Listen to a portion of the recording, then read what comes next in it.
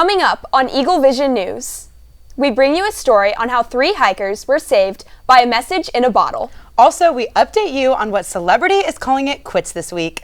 One of our reporters takes you to a ribbon-cutting ceremony that reveals a new addition to the Biola campus. All this and more coming up on EagleVision News.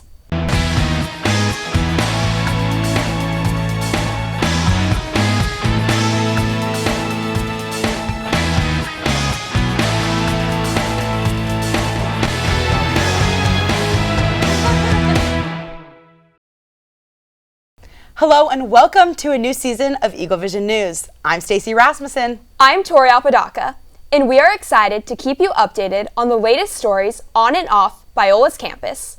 Your top stories today. California State University police now say that the rape that occurred in the Cal State parking garage did not occur on campus. Tuesday evening, just after midnight, a student reported to be sexually assaulted in the elevator of the Nutwood parking structure at the university. After the failure to find surveillance footage consistent with the student's report, the Cal State Fullerton police concluded that the rape did not occur on school grounds, but somewhere in Yorba Linda. The investigation has since been turned over to the Orange County Sheriff's Department.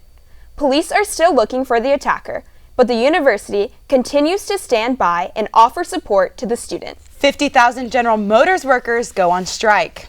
Employees walked out of 55 different factories across the nation and formed picket lines right after midnight against the #1 auto company, General Motors. This dispute was raised over a new 4-year contract. Workers believe that they should be getting a larger cut of the money from the $27 billion in profit that the company is currently making. The workers on strike explain that they are standing up for their fair share in profits, affordable health care, and job security. The company is in the process of negotiating with the union in order to come to a compromise, but no agreement has been made. 30-year-old Riverside pastor and mental health advocate Jarrod Wilson died Monday night by apparent suicide. Wilson and his wife, Julie, are the founders of Anthem of Hope, a nonprofit organization built to equip churches with better mental health programs. Julie Wilson posted on Instagram Monday night, "Suicide doesn't get the last word. I won't let it." Wilson's wife has now partnered with Greg Laurie's church, Harvest Christian Fellowship, to continue the work that Wilson began, offering hope to those experiencing anxiety, depression, and suicidal thoughts. 3 stranded campers rescued thanks to a message in a bottle. Curtis Simpson, his girlfriend Crystal Ramirez, and their 13-year-old son were stranded on the 3rd day of their Arroyo Seco River backpacking trip. They were surrounded by 40-foot-high rock walls and high water levels that covered the rope that they needed to use to get out. Once they realized they were trapped, they got a green Nalgene water bottle and scratched the words "help" on it. Inside the bottle, they placed a piece of paper that said, "We are stuck here at the waterfall. Get help, please," and threw the bottle down the river. 2 hikers who were not named found the water bottle down the river and turned it into a nearby campsite. This led the California Highway Patrol team to the hikers, where they successfully rescued them. Military-affiliated students now have a place to connect with each other on Biola's campus.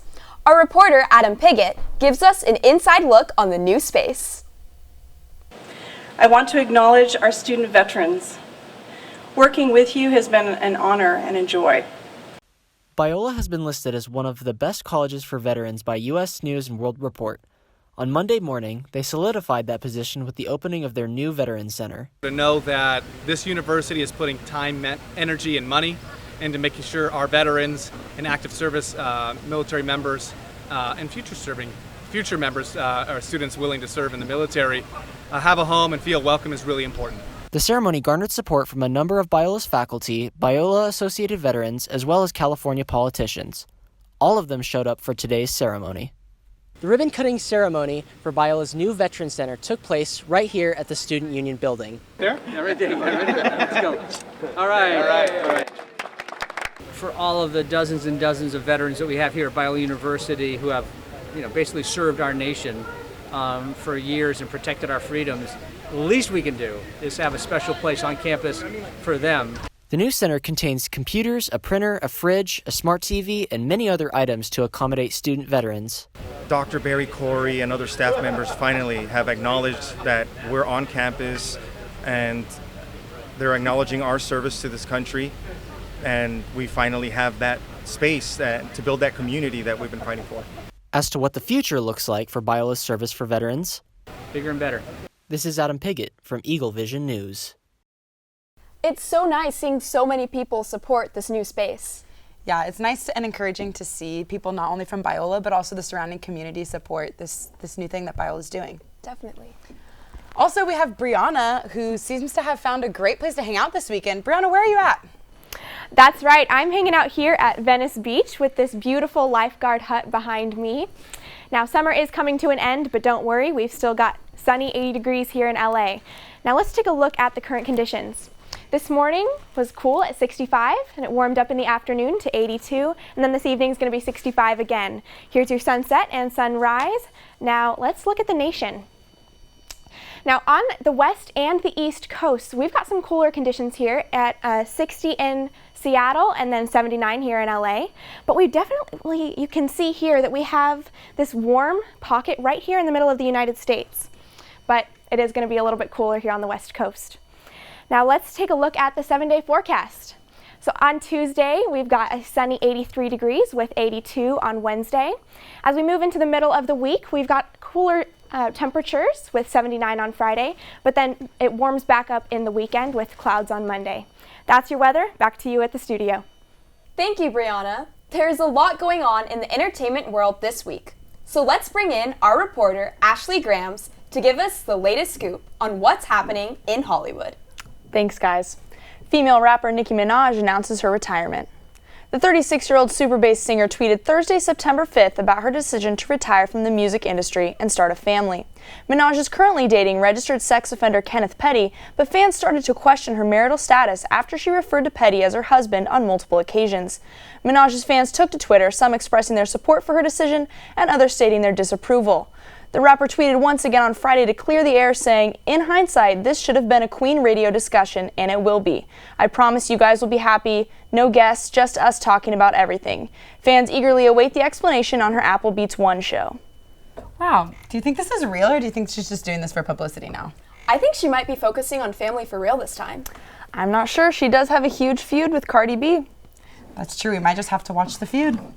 Speaking of celebrities, we had one visit Biola's campus this week to help dedicate the brand new Biola tennis courts, and our reporter Joey Mistretta is at the event. On Saturday, September 14th, the Biola tennis program hosted a ceremony for the opening of their new tennis court. Lead athletic director Bethany Miller opened the ceremony by discussing the elements of the new court and thanking everyone who helped to make it possible. Former Biola University coach Dorcas Henry followed her by recognizing the alumni in attendance and expressing her excitement for this blessing of these new courts. A big tennis match between Richard Rasmussen, a former Biola tennis player, and Michael Chang, a man who was on the board for Biola University and a great tennis player. The Biola tennis team was in attendance to support the ceremony. This was a good opportunity for our student athletes to have a chance to spectate an excellent player like Michael Chang. Having both current and former Biola tennis players created a feeling of excitement for the upcoming season. Chang then challenged Richard Rasmussen, and they played a friendly match of tennis. This was an exciting opportunity for people in attendance to witness one of the best tennis players play on the new Biola court. This has been Joey Mistretta reporting for EagleVision News. The opening of the Biola tennis court is not the only big sporting event that is happening. Our reporter Quinn Gorham is with us to talk about the quarterback Lamar Jackson and Antonio Brown. Thanks, guys. Football season is officially underway, and one of the biggest stories of the season so far is that of Ravens quarterback Lamar Jackson. Jackson came out of the gates strong in Week 1 with a career-high 5 touchdowns and 324 passing yards. He posted a perfect 158.3 quarterback rating, the highest in the league that week. Jackson proved any critics he had wrong when he put up impressive numbers in Week 2 as well, leading the Ravens to their second victory in as many weeks. Jackson isn't the only name on the lips of everyone in the sporting world right now. Wide receiver Antonio Brown has been one of the most active names in the news over the last week and a half, and it had nothing to do with his performance on the field. Brown had a wild Week 1 to say the very least. Following a dispute regarding his helmet, Brown was reported to have gotten into a dispute with Raiders GM Mike Mayock. The dispute was followed by a statement from Brown requesting to be released from the team. Brown's wish was granted as he was released the next day by the Raiders. Not even 6 hours later, Brown signed with the New England Patriots as a wide receiver. The wide receiver looks to bolster the roster of the 2019 Super Bowl champs despite a legal battle against sexual assault allegations that also came up against him last week. Brown's season has already been a wild one, but don't expect the 7-time Pro Bowl player to slow down anytime soon. Wow, Antonio Brown had quite the wild week. Oh, yeah. You know who else had a wild week? The Dodgers. Yeah, they actually clinched their 7th straight NL West pennant. So, wow. Headed to the playoffs. Yeah, I'm looking forward to seeing them in the playoffs. Hopefully they can make it to the World Series. Hopefully even win this year. That'd be really cool. So, I don't know. We'll see what happens. Yeah. Thanks, Quinn. That's all the news we have for you today. Thanks for watching. Don't forget to follow us on Facebook, Twitter, Instagram, and YouTube at Biola EV. And see you next week on EagleVision News. Good job, guys. Woo!